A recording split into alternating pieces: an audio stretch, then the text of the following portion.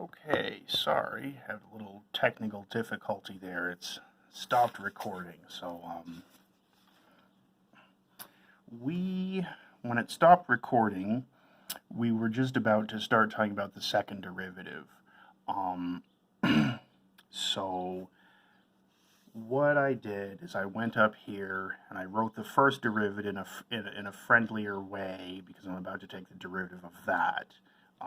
And then the derivative of that would be, so the 1 disappears, and I still have this negative sign, but then I would have a negative 1x to the negative 2, which is the same as that.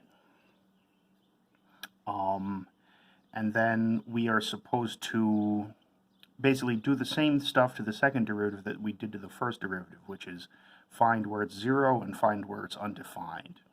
So I set it equal to 0, and then I solve for that.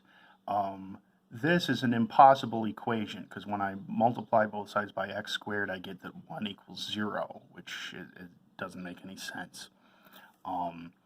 So what that means is that there's no solution. There's no value of x such that the second derivative is 0.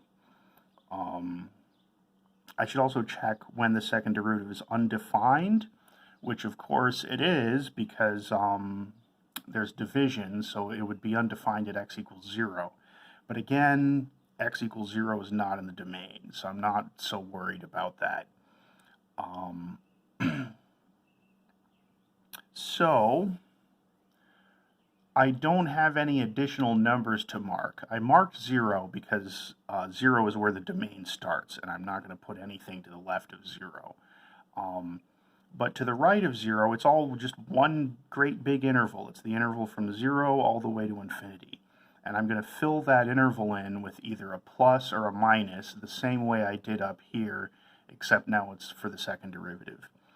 So I pick a number x that's in the interval. X equals 1 works. And let's do the second derivative. The second derivative is, well, it's 1 over x squared. So if I plug in 1, I'm just going to get 1, which is a positive number. So that means the second derivative is positive from here all the way to infinity. So yeah, this means I can answer the rest of my questions. So I had several answers up here. Now I can also answer concave up, concave down, and I can identify any inflection points.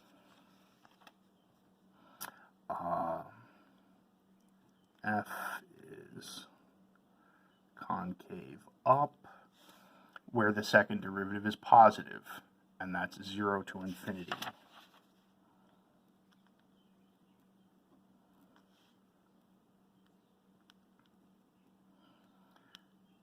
It would be concave down anywhere there was a negative second derivative, which for us is nowhere.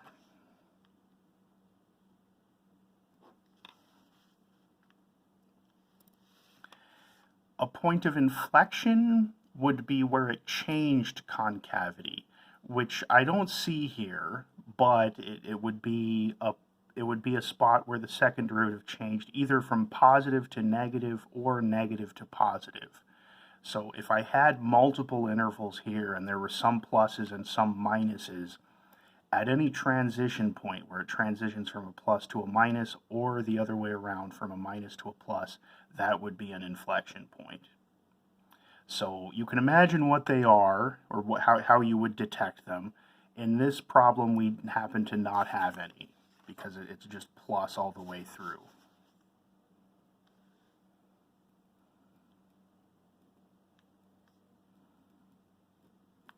So this one has no inflection points.